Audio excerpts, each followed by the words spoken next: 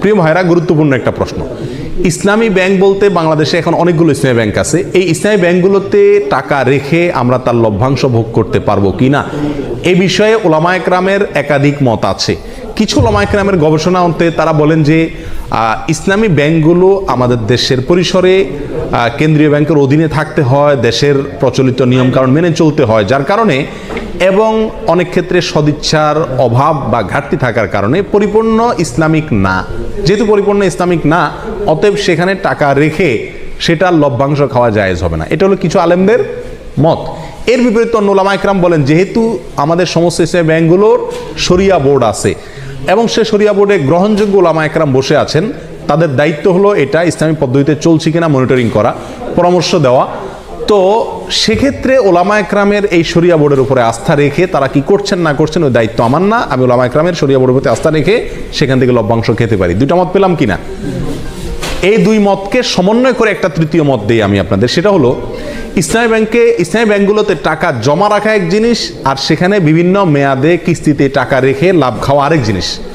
ইসলামী ব্যাংকগুলোতে টাকা রাখা শুধু জায়েজই নয়, বরং জরুরি এবং উত্তম, এবং একজন মুমিন হিসেবে আমরা বাধ্য টাকা জমা রাখা যে কোনো ইসলামী ব্যাংকে। কেন? কারণ সুদী ব্যাংকে আমি টাকা জমা রাখলে কেমন যেন তাদেরকে সুদী কারবারে কি করলাম, সহায়তা করলাম। আমার এই টাকাটা পেয়ে তারা সুদে সহায়তা করবে। ইসলামী ব্যাংকগুলো আর কিছু করুক আর না করুক, একটা কাজ তো তারা করবে, সেটা কি? আমার এই টাকাটা নিয়ে সুদ যে হারাম, এই একটা কনসেপ্ট ইসলামী ব্যাংকগুলো বাংলাদেশে বিস্তার করছে কি করে নেই? অন্য ব্যাংকগুলোতেও বলে কয়ে ঘুষ দিয়ে ঘোষণা দিয়ে কি দেয়, সুদ দেয়।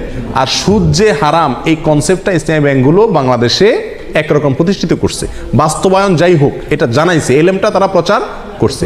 স্বীকৃতি এবং স্লোগান হলো তারা সুদমুক্ত ব্যাংকিং চায়। অতএব তাদের কাছে টাকা রাখা আর সুদী ব্যাংকে টাকা রাখা বেশ কম আছে না নেই? সুদী ব্যাংকে টাকা রাখা মানে সরাসরি সুদখোরকে আমি হেল্প করা, ঠিক না? তাহলে আমরা ইসলামী ব্যাংকের টাকা জমা রাখবো অন্য ব্যাংকের উপরে প্রাধান্য দিয়ে, এতে কোনো সন্দেহ নাই। দ্বিতীয় হলো টাকা বিভিন্ন পলিসিতে রেখে সেখান থেকে কি খাওয়া, লাভ খাওয়া। এটা হালাল কিনা তার জন্য বলেছি ওলামায়ে কেরামদের একটি মত।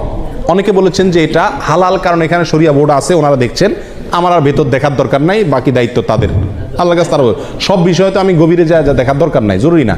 আর সবচেয়ে বড় কথা হলো তারা বলেন মুসলিম হিসাবে আমরা যেরকম মুসলিম, ভেজালও আছে ভালো আছে, ইসলামী ব্যাংকগুলো এরকম দুধের দোয়া না, তাদেরও ভুলও আছে সঠিকও আছে। কিন্তু তারা যেহেতু সুদের বিরুদ্ধে স্লোগান নিয়ে রাস্তা নামছে এবং এটার বিরুদ্ধে একটা ফ্লো তৈরি করতে চাচ্ছে, অতএব তাদের ওখানে টাকা রেখে হালাল ব্যবসার পলিসিতে টাকা রেখে লাভ খাওয়া মাসে মাসে জায়েজ আছে। এটাও আমাদের মত। অন্য ওলামায়ে কেরাম বলেন যে না, পরিপূর্ণভাবে ইসলামীভাবে চলতে পারে না, বাধা আছে, অথবা সদিচ্ছার অনেক ক্ষেত্রে অভাব আছে, এই জন্য না জায়েজ। এক্ষেত্রে আমি বলবো তৃতীয় মতটি, সেটা হলো যদি আপনার বিকল্প কোনো পথ খোলা থাকে তাহলে আপনি এই ব্যাংকে টাকা রেখে লাভ খাওয়ার চাইতে সরাসরি ব্যবসা করুন, সেটা সবচেয়ে নিরাপদ এবং ভালো, সন্দেহ থেকে দূরে থাকলেন। আর যদি অন্য কোনো সমস্ত উপায়গুলো বন্ধ হয়ে যায় তাহলে ইনশাআল্লাহ বিদিনিল্লাহ এটা পরিপূর্ণ হারাম হবে না। আল্লাহু আলাম।